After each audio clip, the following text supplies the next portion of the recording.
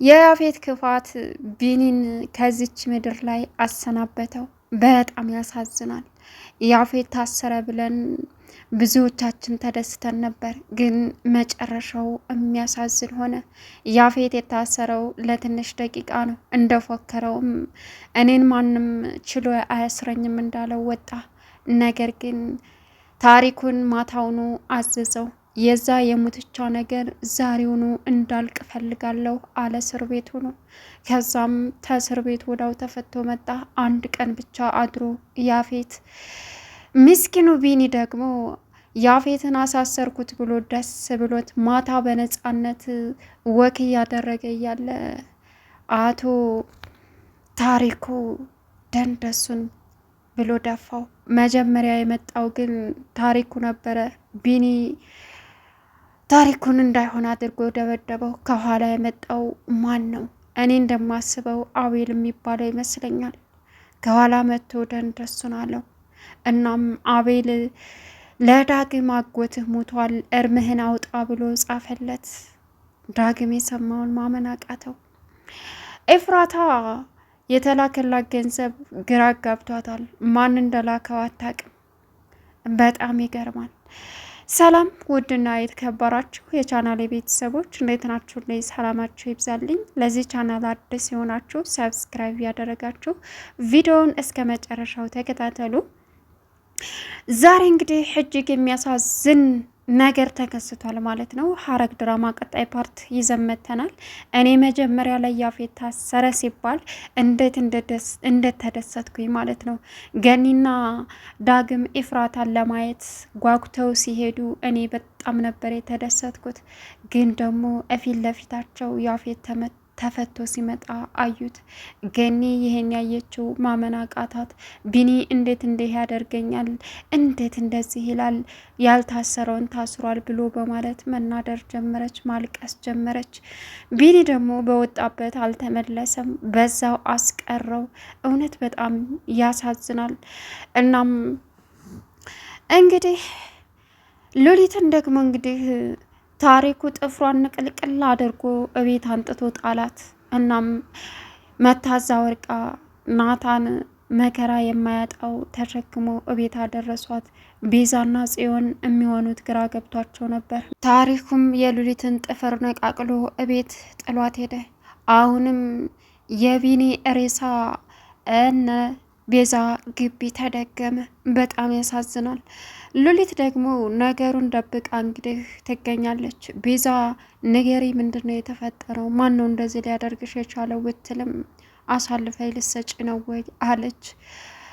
ተነጋግረን እኔና አንቺ ጓደኛ ለመሆን ቃል ተገባብተን የለም አለች። እኔ ማንንም አላምንም፣ ደግሞ አዋተሽ ሌላ ነገር ብታረጊ ሂደሽ ብነግሪያቸው አለች። እጭ የራስሽ ጉዳይ ብላ ጥላ ሄደች።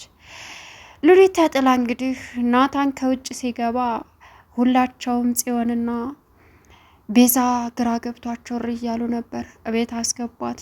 ሉሊት ከትንሽ ደቂቃ ከነቃች በኋላ ሰቅሰቅ ብላ አስታወሰች። እናም ታሪኩ ጥፍሯን እንደነቃቀለውም ስታስታውስ ከሄደችበት እዛ ሂዳ ከቤት ተነስታ እዛ እስከምትደርስ ድረስ ምን ያህል በፍርሃት ውስጥ እንዳለች ራሷን አስታወሰች። በጣም ያሳዝናል።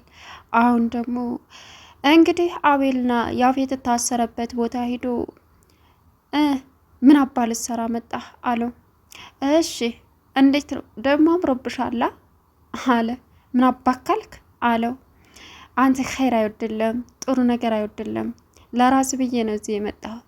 ለማንኛውም እልቅስ የሆነ ምክንያት ብታደርግ ነው እምልህን ብታደርግልኝ ነው። አለዛ ደግሞ ያችን ቆንጅየዋ ሚስትህን ናታን ይወስድልሃል።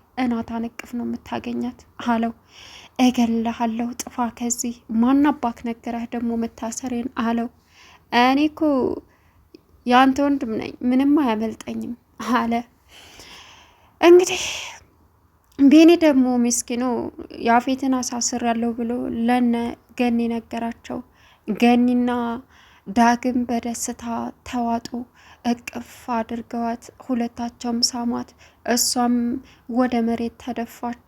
የደስታዋን ገኒ በጣም ይገርማል። ኤፍራታ ደግሞ በር ተቆርቁሮ ከአቅሟ በላይና ከጠየቀችው በላይ ገንዘብ ተሰጣት። ልጁንም ምንድን ነው ማነው የሰጠህ ልትለው ብትጠይቀውም ጥሏት ሳያናግራት ሄደ። እሷም ያንን ገንዘብ ስታየው ደነገጠች። ማን ይሄን ሊያደርግ ይችላል ብላ ቤዛ ጋር ደወለች። ቤዛም አሁን ሰው ጋር ነው ቃል ይከሻል እንደ ስትላት ምንም የላኩን ነገር የለም አለች። በዚያ አጋጣሚ እንደዚህ ሆና ሉሊት ነገር ታዳምጣለች። አይገርምም። ከዛ እያበላቻት ነበረ። ምግብ መጉረስ እንኳ አትችልም። እናም ግን ታለቅሳለች። አሁን የሚያሳዝነው የቢኒ ሞት ነው። ኤፍራታ ስትሰማ ምን ትላለች? እንግዲህ ይከብዳል። ለናታንም የሚመለስ አይደለም። ሲቀጥል ደግሞ ጽዮንና ቢኒ ጥሩ ላይ አልነበሩም። ዛሬ ትልቅ ሰርፕራይዝ አላቸው ብሎ ለገኒና ለዳግም ሲነግራቸው ዳግም ሩጦ እውነቱን ሁሉንም ነገር አውርታ ታረቃችሁ አለ። የምን እውነት ነው የምታወራው? ስለሱ ምንድን ነው ስለ እውነት አለ ቢኒ። ግን ሌላ ነው እና ምንድን ነው ቶሎ ንገረኝ ሲሉትም ያፌት ታሰረ አለ። ግን ያፌት የታሰረው ለአንድ አዳር ብቻ ነበረ። ኤፍራታን እንዳታስቢ ብሎ ታሪኩን ልኮባታል። አሁን ያፌት ታሰረበት ተለቆ መጣ።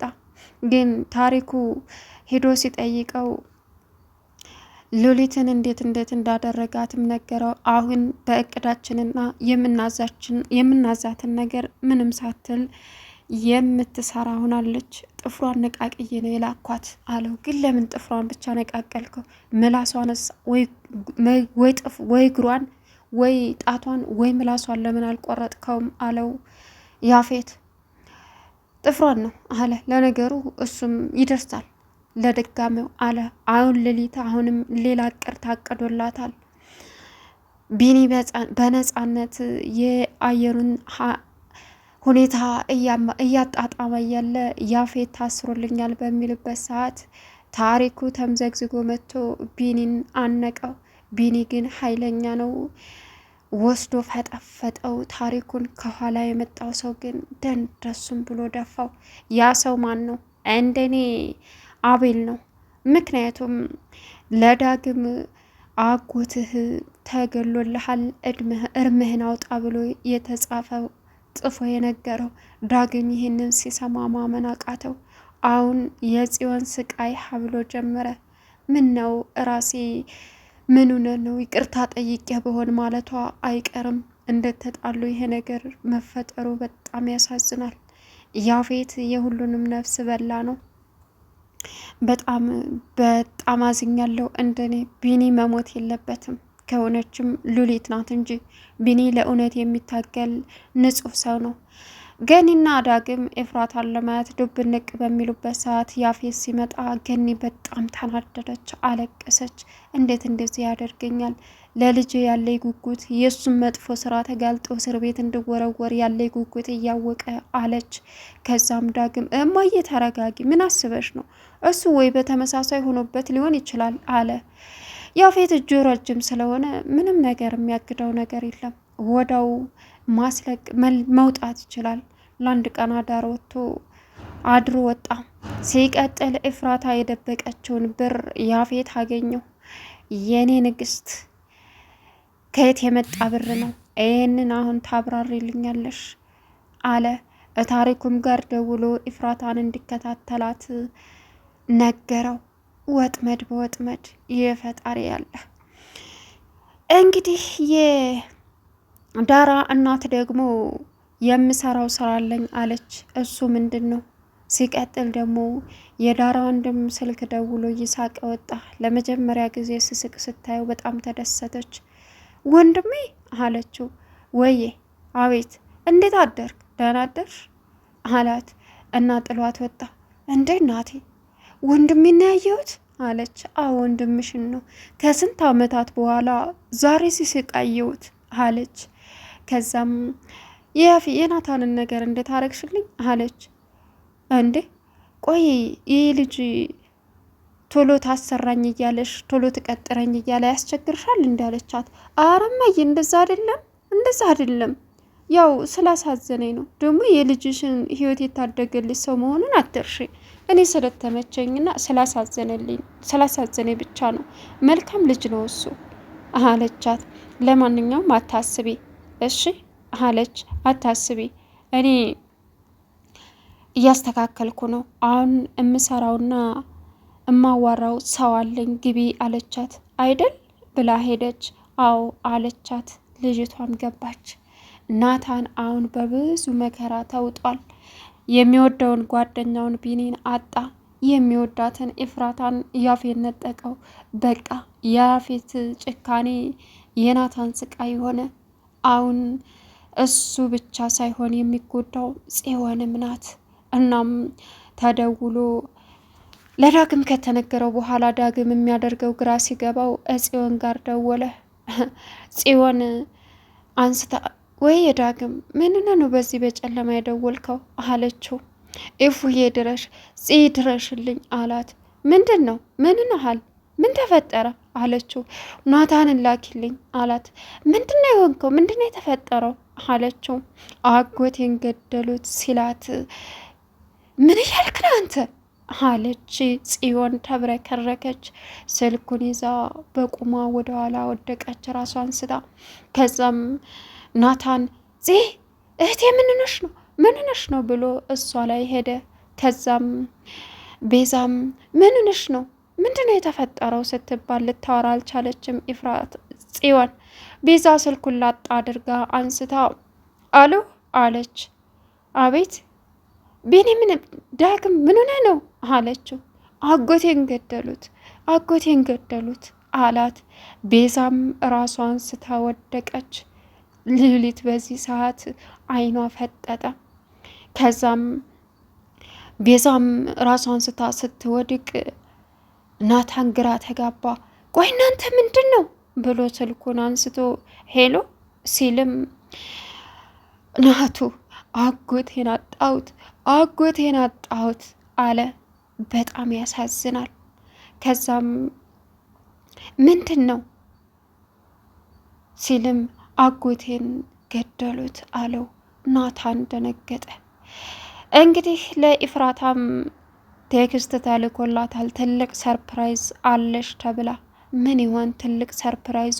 ኢፍራታ ደግሞ ስለ ገንዘቡ ያፌት ሲጠይቃት ምን ትመለስ? በድሮ ጊዜ ያጠራቀምኳቸው ገንዘቦች ናቸው። እናም አንተን ደግሞ ስጠይቅ አልሰጥሽም አልከኝ። በቃ የሚያስፈልገኝን ነገር ለማድረግ ብዬ ነው ያወጣሁት አለችው። እንዴ እኔ ንግስት አልሰጥሽም እኮ አላልኩም። የምናደርገውን ነገር አብረን እናደርግ ነው ያልኩት አላት። ምን ነው በዛ ወጥተህ ቀርተህ በሆን አለች።